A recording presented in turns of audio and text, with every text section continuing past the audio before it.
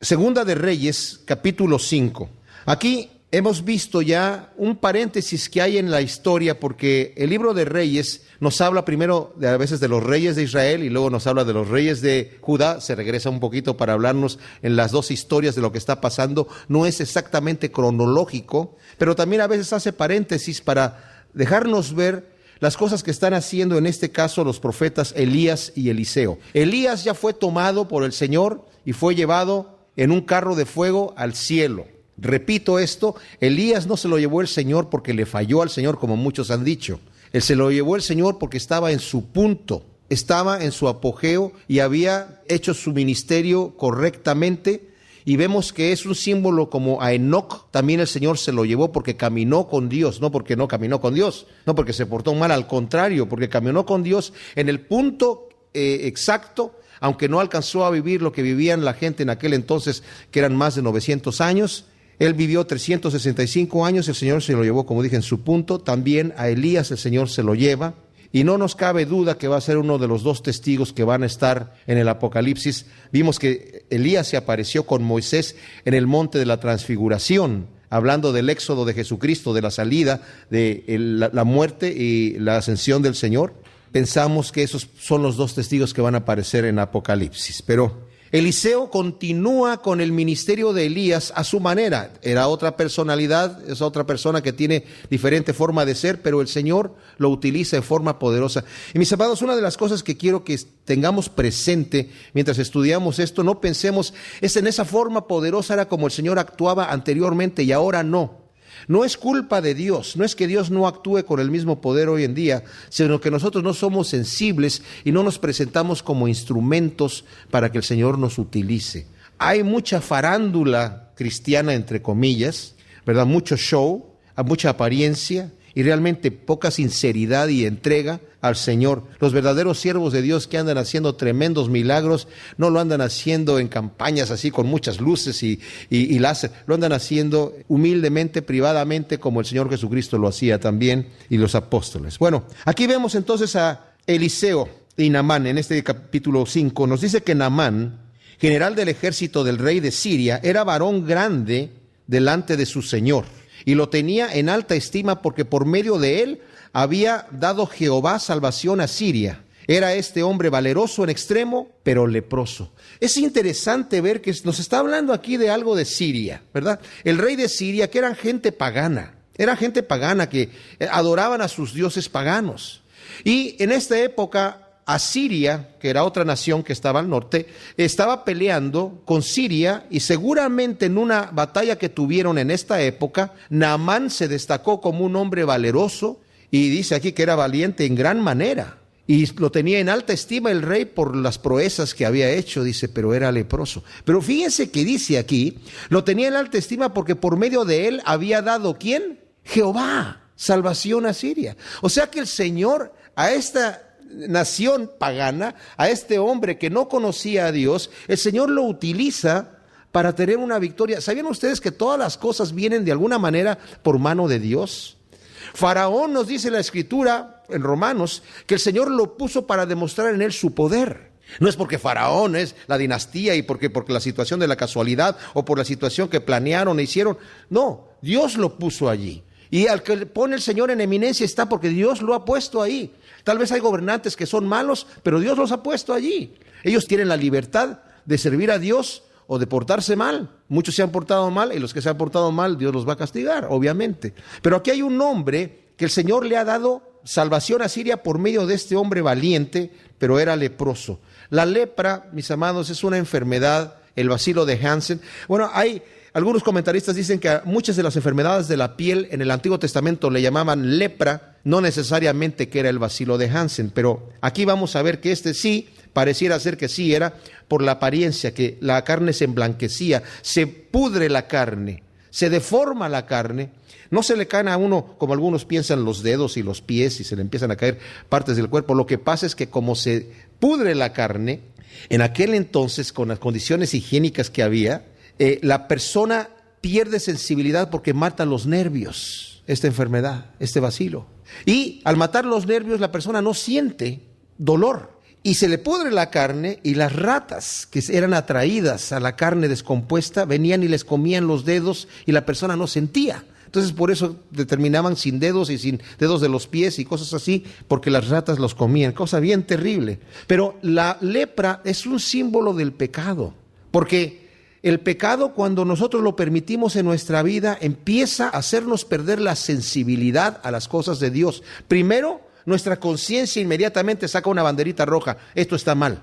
Fíjense que el pecado, la primera vez que uno hace algo malo, uno siente, el corazón empieza a palpitar: esto está mal hecho lo que yo estoy haciendo. Pero después, cuando uno se da permiso a hacer ese mal, al rato que lo vuelve a hacer ya no es tanto. Y al rato menos, y al rato menos, y al rato uno se hace insensible, y al rato puede ser que hasta a la persona le guste hacer ese mal cuando ya está completamente contaminado y corrompido por el pecado. La lepra en este entonces era incurable. Hoy en día dicen que es curable. Hace hasta pocos años pudieron curar la lepra. Antes la podían tener en receso, pero en este entonces ni en receso ni curable. Era una enfermedad fatal, como lo es el pecado también. Y de Siria habían salido bandas armadas y habían llevado cautiva de la tierra de Israel a una muchacha, la cual servía a la mujer de Naamán. Esta práctica de salir y conquistar aldeas y de llevarse a toda la gente como esclavos y de robar todo lo que tenían ahí, era una práctica que hacían muchos de los reyes en aquel entonces, y muchas de las bandas, no necesariamente el rey, salían bandas armadas ahí y robaban y luego vendían como esclavos en la ciudad. Entonces estaba aquí una israelita, una mujer que estaba en la casa de Naamán como esclava, porque se la habían llevado de una de estas aldeas de Israel. Y esta muchacha le dijo a su señora: si rogase mi señor al profeta que está en Samaria, él lo sanaría de su lepra. Entrando entonces Naamán a su señor, le relató diciendo: así y así ha dicho una muchacha que es de la tierra de Israel. Y le dijo el rey de Siria: anda, ve, y yo enviaré cartas al rey de Israel. Ahora, este es el protocolo que está siguiendo el rey. La muchacha le dijo que fuera a ver al profeta, no que fuera a ver al rey, pero pues siguiendo el protocolo, como es el de Siria, dice: bueno, yo quiero hacerlo de rey a rey, aunque tenemos pugna, aunque siempre nos estamos peleando, pero de cualquier manera enviar unas cartas pacíficas, porque cuando salían a la guerra era como que, ok, vamos a salir a la guerra y vamos a pelear ahora, ¿verdad? Pero se ponían como de acuerdo, y lo vamos a ver aquí enseguida. Pero pues manda cartas al rey de Israel, y le dijo el rey de Siria: anda, ve, y yo enviaré cartas al rey de Israel. Entonces salió pues él llevando consigo 10 talentos de plata y 6,000 piezas de oro y 10 mudas de vestidos. Esta cantidad de dinero que está llevando aquí, estos 10 talentos de plata, era una suma de dinero impresionante. Y que la cantidad que lleva de oro es todavía más. Estamos hablando aquí, bueno, en nuestra época serían más de $700,000, pero no se compara con lo que significaba en aquel entonces. Con esto el pobre profeta podía retirarse con su siervo viviendo en la opulencia por el resto de su vida. O sea, era una gran cantidad de riquezas lo que está llevando este señor cuando va a venir a visitar a Eliseo. Cuando dice que 10 mudas de vestidos, eran vestidos lujosos, carísimos, porque la ropa no era como hoy en día, ¿verdad? La fácil de hacer, era muy, muy difícil. La tintura, la hechura de la ropa, sobre todo la ropa fina, era todo esto carísimo. Entonces tomó también cartas para el rey de Israel que decían así: cuando lleguen a ti estas cartas, sabe por ellas que yo envío a ti mi siervo Naamán para que lo sanes de su lepra. Tal vez estaba mal escrita la carta, ¿verdad? Porque le está diciendo al rey: te lo estoy enviando a Naamán, mi siervo, para que tú lo sanes de su lepra.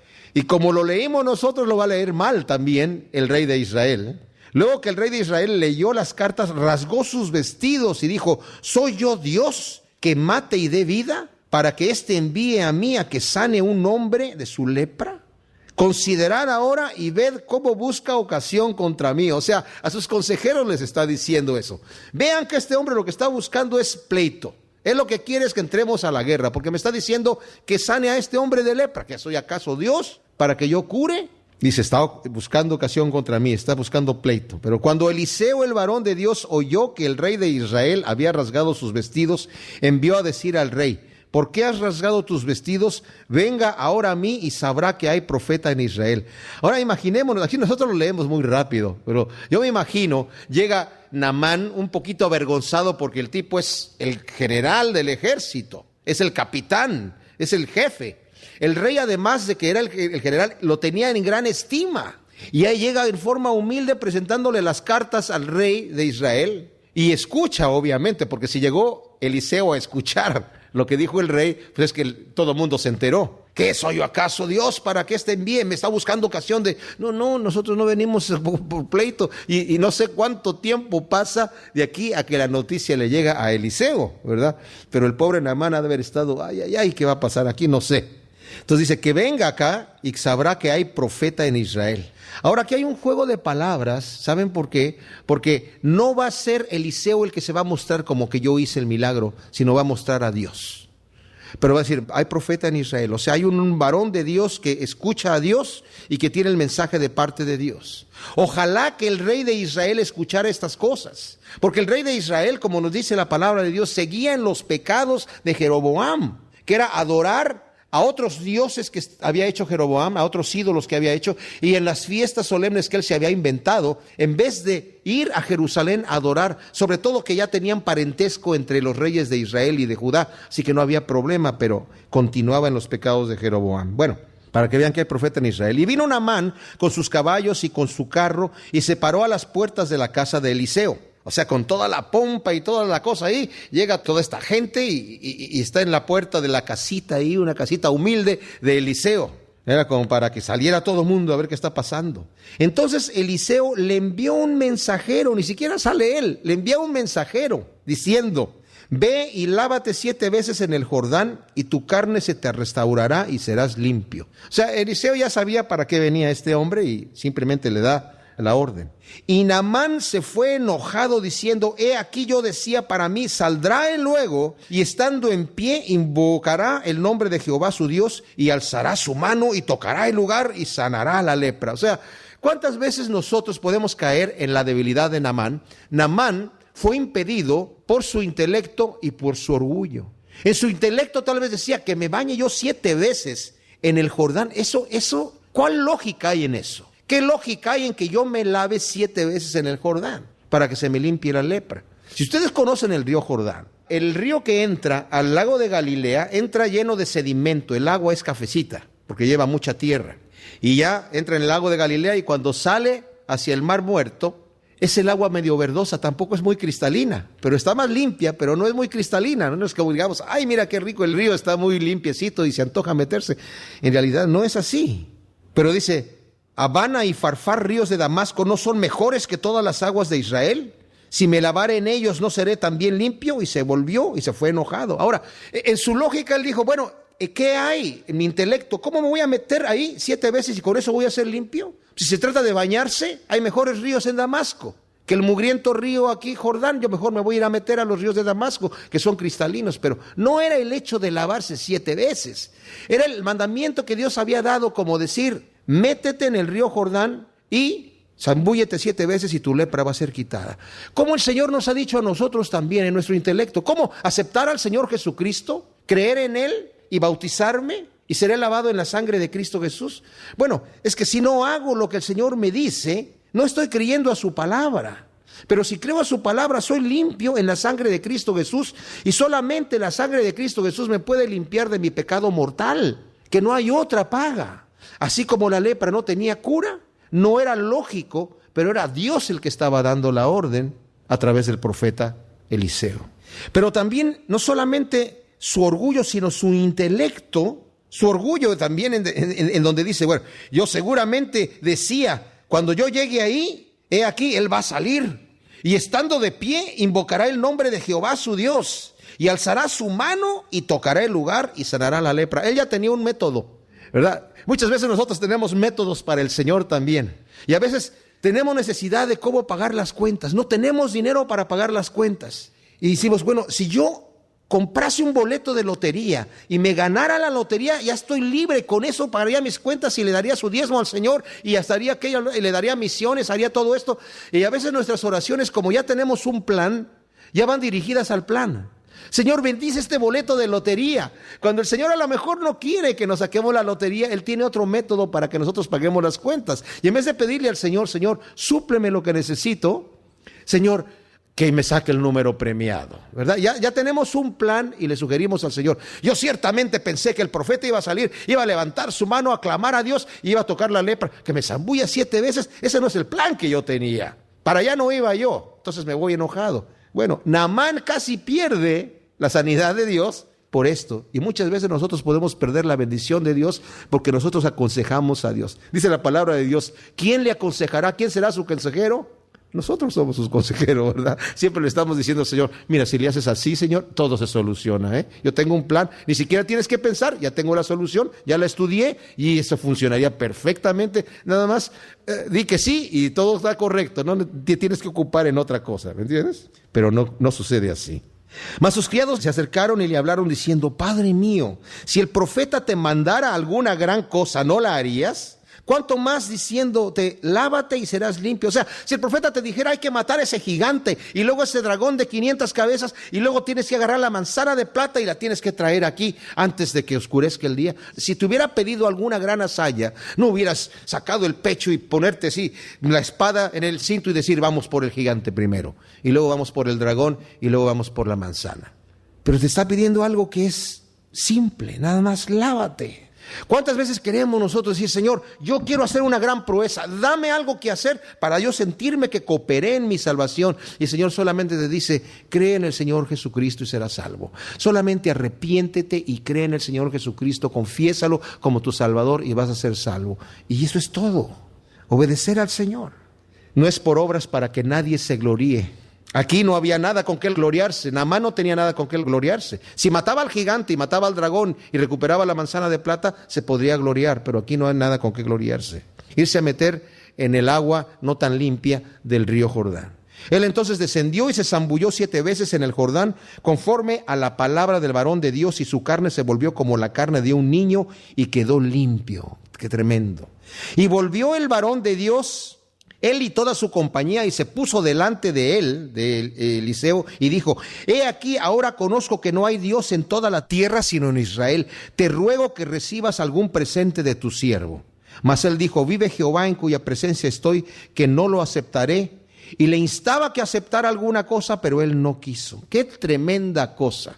Este Eliseo es muy diferente a muchos que andan haciendo supuestamente la obra de Dios y se enriquecen a costa de lo que Dios ha hecho. ¡Qué terrible maldad es esa! El obrero es digno de su salario, el pastor es digno de su salario, el evangelista es digno de su salario, la persona que se dedica al evangelio, dice Pablo, que viva del evangelio. Está bien, pero de hacer una obra que Dios está haciendo, de los milagros que Dios está haciendo, enriquecerse. Yo he visto personas que exigen que la gente llegue y deje todo su dinero para recibir el milagro. Y reciben el milagro. Pero qué terrible que la persona se enriquezca. Aquí Eliseo está diciendo, yo no soy el que hice nada, así que yo no voy a tomar nada. El que lo hizo es Dios. Le está dando la gloria a Dios a través de esto. No que hubiera estado mal que él hubiera tomado algo.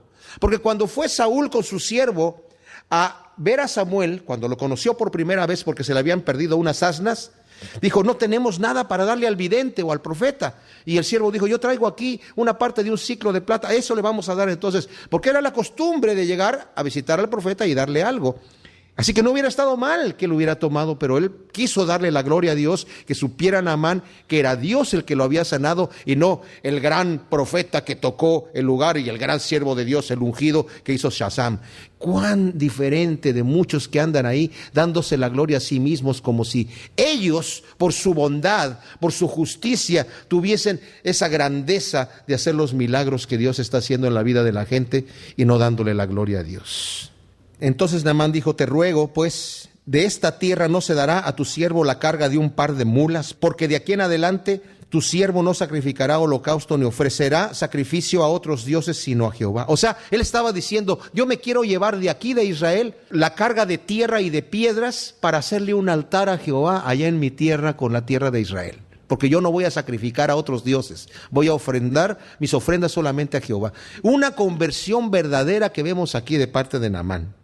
En esto perdone Jehová a tu siervo, que cuando mi señor el rey entrare en el templo de Rimón para adorar en él y se apoyare sobre mi brazo, si yo también me inclinare en el templo de Rimón cuando haga tal, Jehová perdone en esto a tu siervo. Y él le dijo, ve en paz. Y se fue pues y caminó como media legua de la tierra. O sea, vemos aquí una conversión. No es hipocresía de parte de Naamán decir, bueno, yo voy a entrar porque yo estoy sirviendo a mi rey, y el rey se apoyaba sobre el brazo, como también lo hacían los reyes de Israel, lo vamos a ver más adelante. Había una persona de confianza, y en este caso era Naamán. Dice, cuando entre al templo de ese dios que adoraba al sol de Rimón, dice, y él adore y se incline, yo me voy a inclinar, pero yo no voy a estar adorando a ese Dios, porque ya hice la promesa que solamente voy a adorar a Jehová. Él es el único Dios. Entonces le dice, no hay problema, tranquilo, no es hipocresía, solamente estás haciendo tu trabajo, pero tu corazón está con el Señor. Para que nos quitemos también de todo legalismo aquí, ¿verdad? Hay personas que no aceptarían esto. No, pero ¿cómo? Vas a entrar en la casa de un... Sí, pero es un ídolo, no es nada, el ídolo no es nada. Él lo entiende, como el mismo Pablo dijo, cuando vayan a la carnicería, compren la carne sin preguntar, ¿esto fue sacrificado a los ídolos? Porque entonces allá tu corazón va a estar en problemas. Si se fue sacrificado a los ídolos, ya tuvo algo que ver con un ídolo. Dice, no tengas problemas, no seas tan legalista, pero como nos dice en Romanos 14, cada quien tiene sus convicciones y tiene que seguirlas. Entonces, Giese, criado de Eliseo, el varón de Dios, dijo entre sí, he aquí mi señor estorbó a este sirio Naamán, no tomando de su mano las cosas que había traído. Vive Jehová que correré yo tras él y tomaré de él alguna cosa. O sea, Giese aquí realmente muestra su corazón, un corazón de avaricia, que quería cosas, de desear las cosas de este mundo.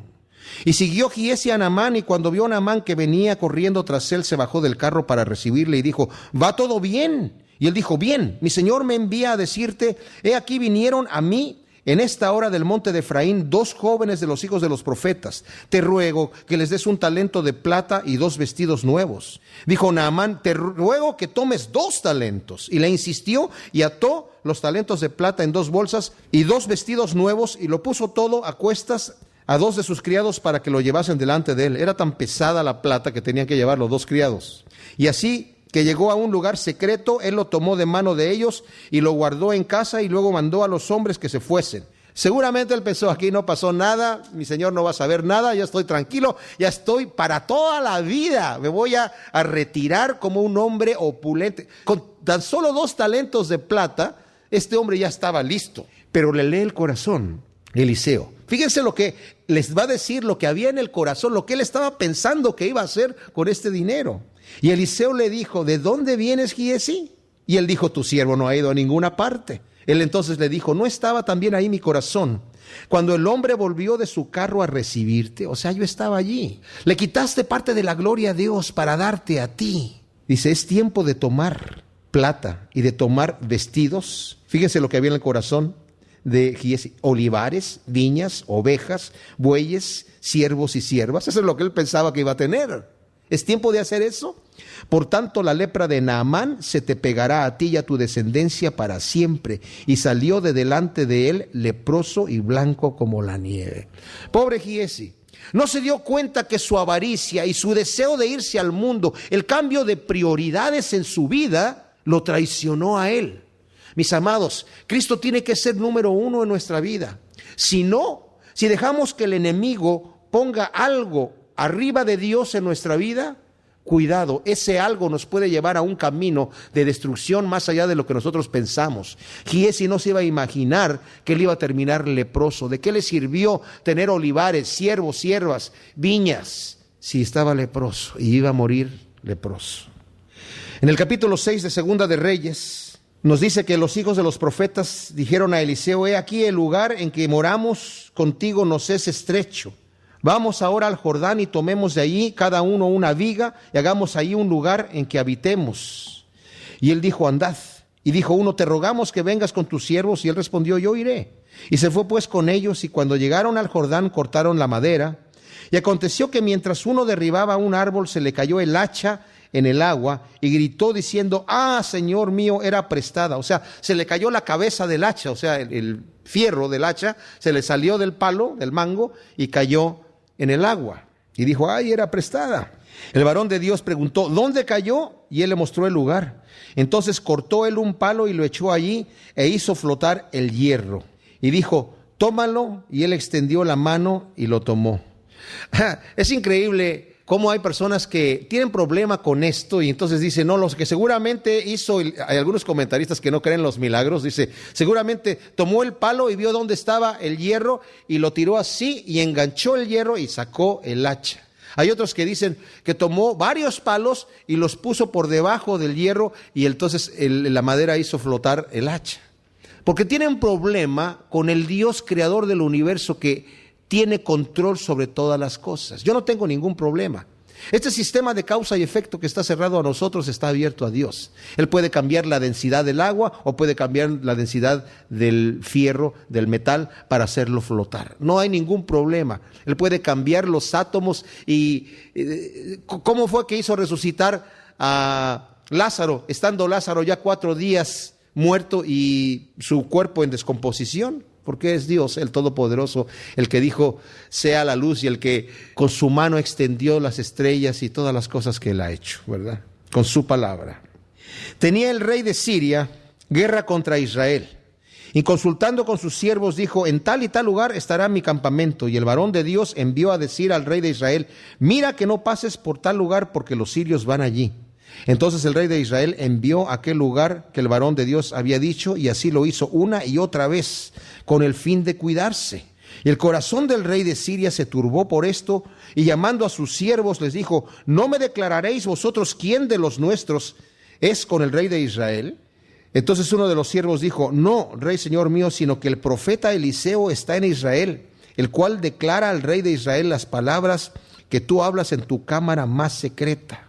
Ahora, imagínense ustedes, llegan a poner emboscadas para el ejército de Israel y está Eliseo con el rey y le dice, no vayas para tal lugar porque ahí pusieron una emboscada a los sirios, entonces se cuidaban de no andar por allí.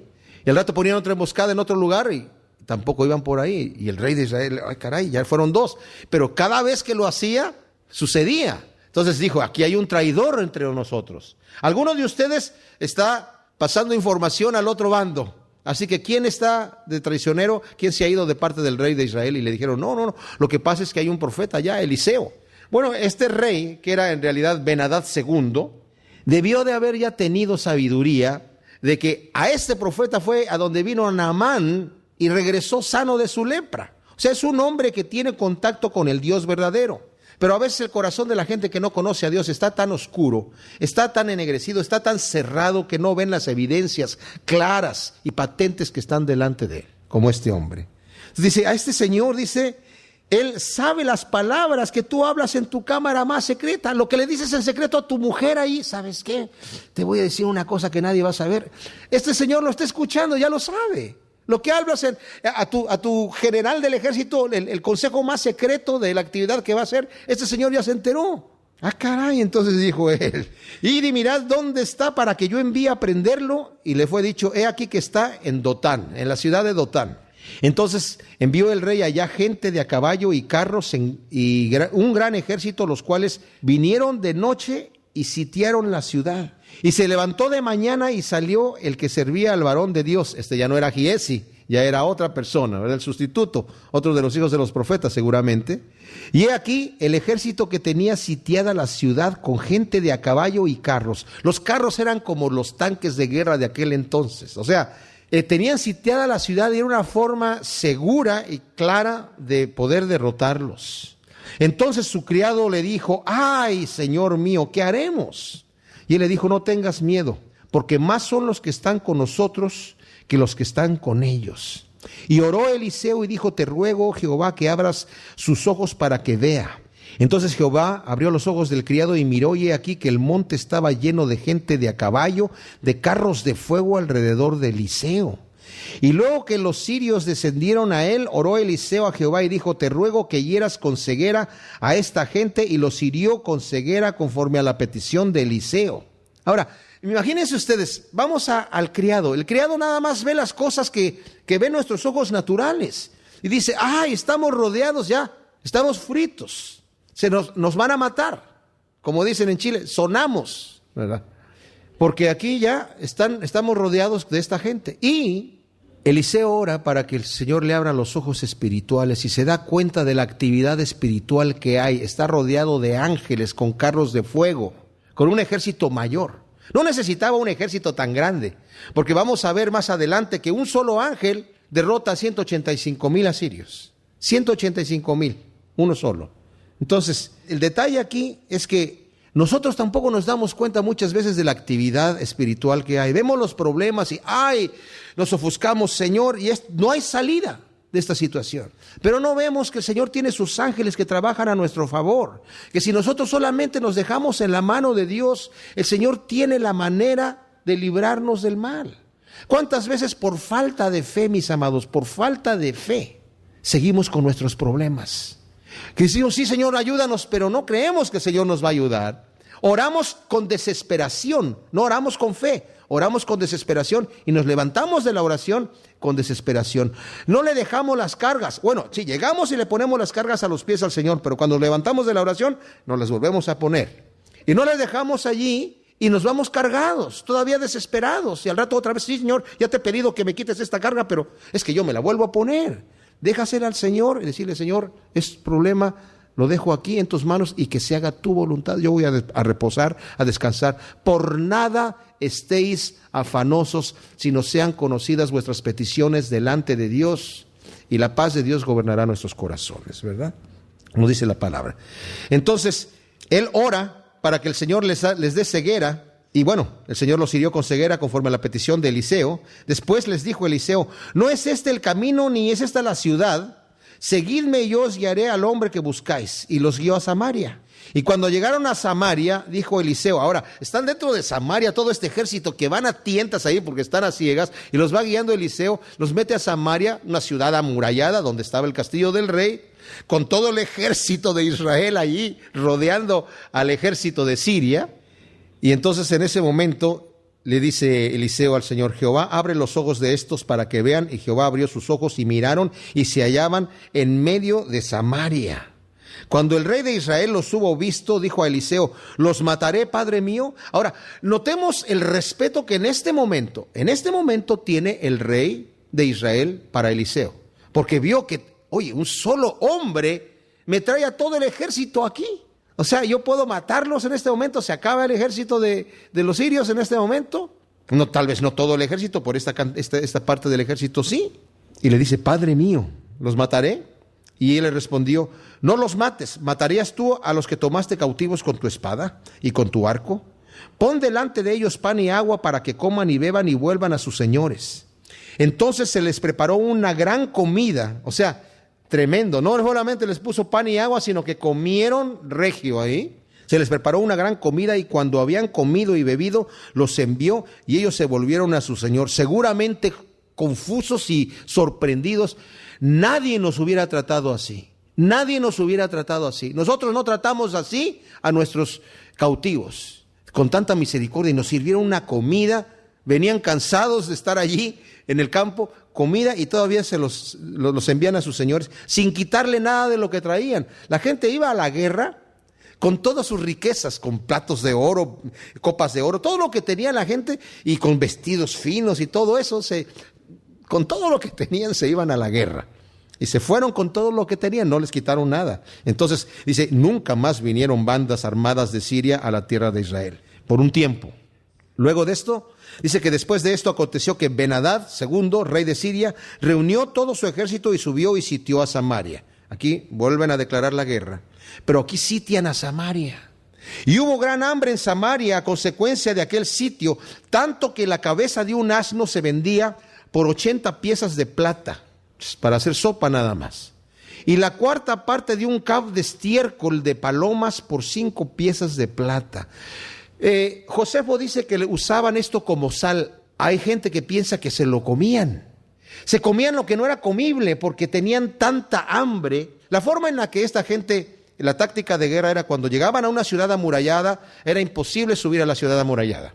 Entonces lo que hacían era que cortaban todo lo que pudiera entrar, toda la comida que alguien pudiera traer de afuera, no dejaban a salir ni entrar a nadie porque entonces los invasores los mataban, y cortaban también las fuentes de las aguas para que no tuvieran agua y no tuvieran nada que comer, y al final la gente se moría de una manera terrible estando sitiada en esta manera.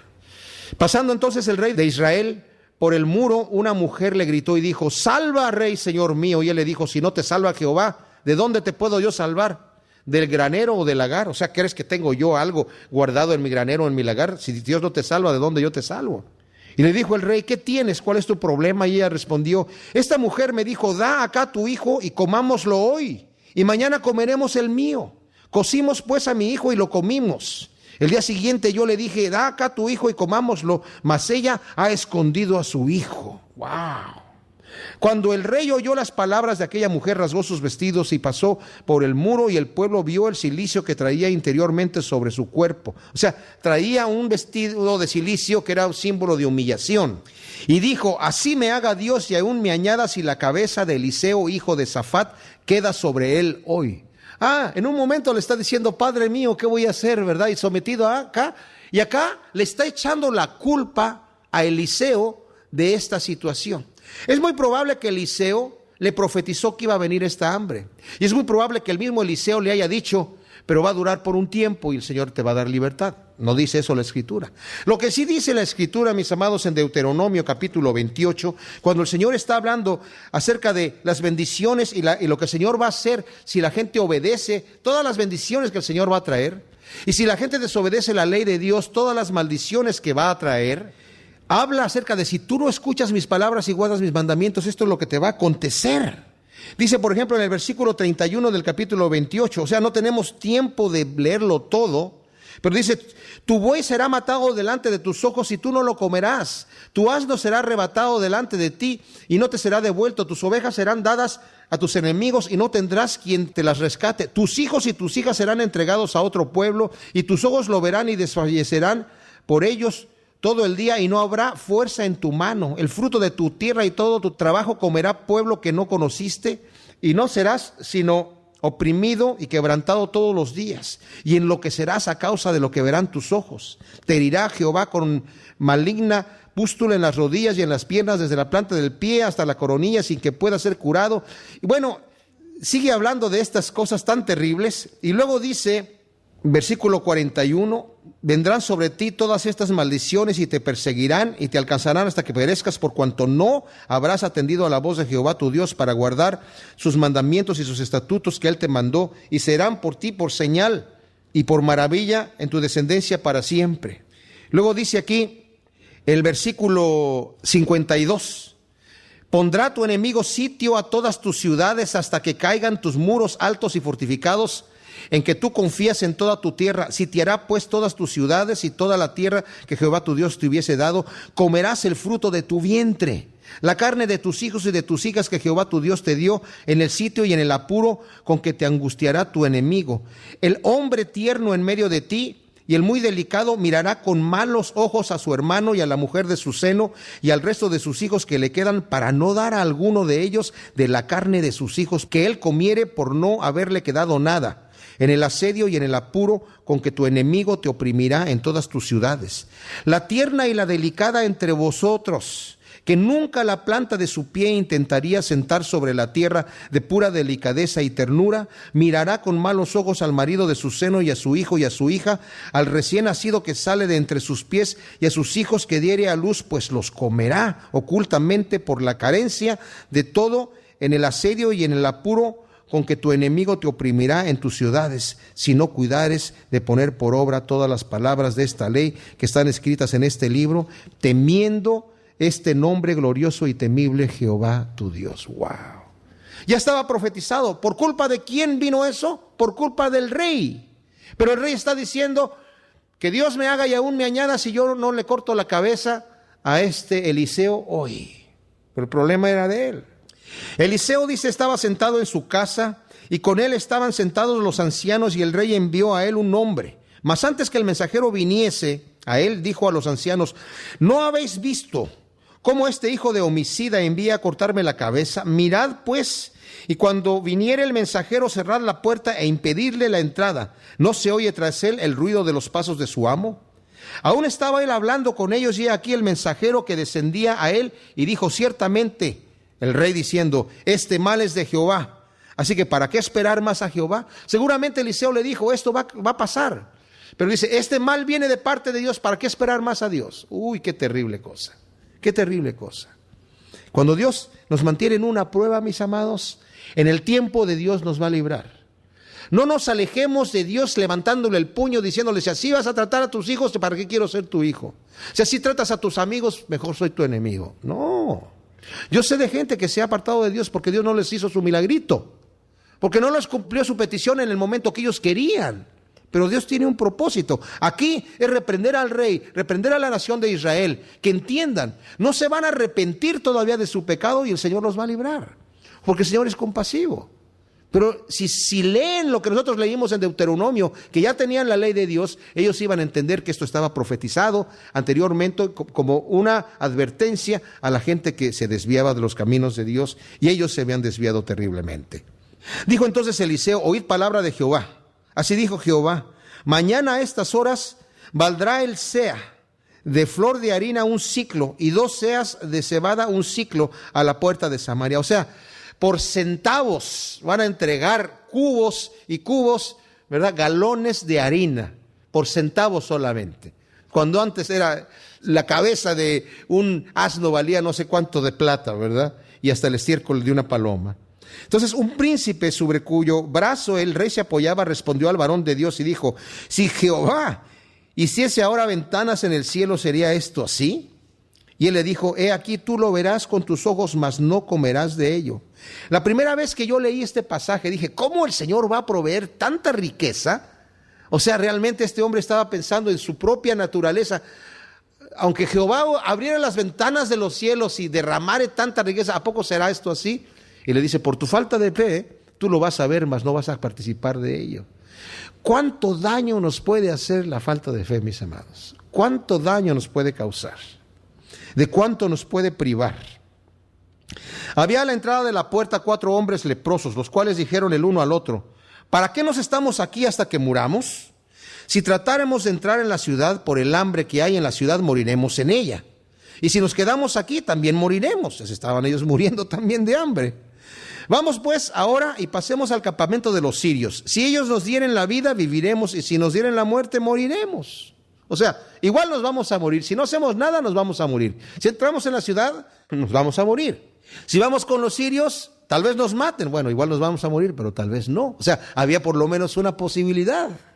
Se levantaron pues al anochecer para ir al campamento de los sirios, y llegando a la entrada del campamento de los sirios no había ahí nadie, porque Jehová había hecho que en el campamento de los sirios se oyese estruendo de carros, ruido de caballos y estrépito de gran ejército, y se dijeron unos a otros, he aquí el rey de Israel ha tomado a sueldo contra nosotros a los reyes de los heteos, a los reyes de los egipcios, para que vengan contra nosotros. Así que se levantaron y huyeron al anochecer, abandonando sus tiendas, sus caballos, sus asnos, y el campamento como estaba habían huido para salvar sus vidas. O sea, salieron rapidito diciendo, aquí nos van a prender, y no se llevaron nada, salieron corriendo ellos solos por sus propias vidas. Fíjense, el Señor estaba actuando en la noche y el rey todavía sin fe, a pesar de que el profeta ya le había dicho lo que iba a pasar, todavía está sin fe, como lo vamos a ver en un segundo. Cuando los leprosos llegaron a la entrada del campamento, entraron en una tienda y comieron y bebieron y tomaron de allí plata y oro y vestidos, se fueron y lo escondieron. Por lo menos dijeron, bueno, ya estamos llenos, si nos matan los sirios, que nos maten ya con corazón contento, ¿verdad? Por lo menos ya llenos. Pero de igual agarraron lo de plata y el oro y lo escondieron. Y vueltos entraron en otra tienda y de ahí también tomaron y fueron y lo escondieron. Luego se dijeron el uno al otro, no estamos haciendo bien. Hoy es día de buena nueva y nosotros callamos. Y si esperamos hasta el amanecer, nos alcanzará nuestra maldad. Vamos pues ahora, entremos y demos la nueva en casa del rey. Vinieron pues y gritaron a los guardias de la puerta de la ciudad y les declararon diciendo, nosotros fuimos al campamento de los sirios. Y he aquí que no había allí nadie, ni voz de hombre, sino caballos atados, asnos también atados, y el campamento intacto. Los porteros gritaron y lo anunciaron dentro en el palacio del rey. Y el rey se levantó de noche y dijo a sus siervos, yo les voy a decir lo que está pasando, lo que nos están haciendo estos sirios. Ellos saben que tenemos hambre y han salido de las tiendas y se han escondido en el campo diciendo, cuando hayan salido de la ciudad, los tomaremos vivos y entraremos en la ciudad. Qué terrible, ¿no? Este hombre tiene menos fe que el hombre en donde se apoyaba el rey.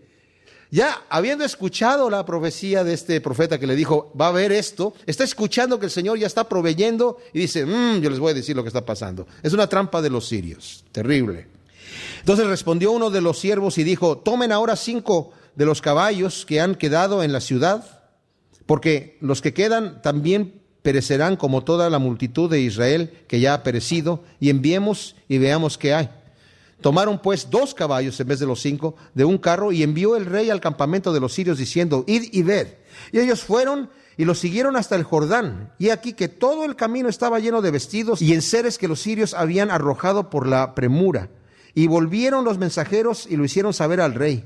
Entonces el pueblo salió y saqueó el campamento de los sirios, y fue vendido un seah de flor de harina por un siclo, y 2 seas de cebada por un siclo, conforme a la palabra de Jehová.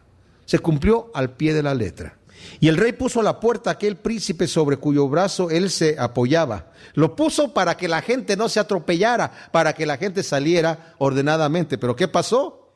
Y lo atropelló el pueblo a la entrada, o sea, él mismo lo atropelló, y murió conforme a lo que había dicho el varón de Dios cuando el rey descendió a él. Aconteció pues de la manera que el varón de Dios había hablado al rey diciendo, 2 seas de cebada por un siclo, y el seah de flor de harina será vendido por un siclo mañana a estas horas a la puerta de Samaria. A lo cual el príncipe había respondido al varón de Dios diciendo, si Jehová hiciese ventanas en el cielo, ¿pudiera suceder esto? Y él dijo, he aquí tú lo verás con tus ojos, mas no comerás de ello. Y así sucedió a este hombre, porque el pueblo lo atropelló a la entrada y murió. Por falta de fe, vio las bendiciones, pero no participó. La falta de fe, dice el Señor, a estos que no reciben a Cristo por fe. Dice, ustedes mirarán a gente de otros pueblos que se sientan con Moisés, con David, con Isaac, con Abraham en el reino, dice, y vosotros excluidos. Mis amados, es tiempo de que pongamos nuestras prioridades en orden, que le creamos al Señor, que vivamos nuestras vidas con integridad, que vivamos nuestras vidas con fervor para el Señor, y veamos el fruto y comamos del fruto de Dios que tiene para cada uno de nosotros. Gracias te damos, Señor, por tu palabra. Te pedimos que la plantes en buen terreno en nuestros corazones y dé su fruto a 100 por 1. En nombre de Cristo Jesús. Amén.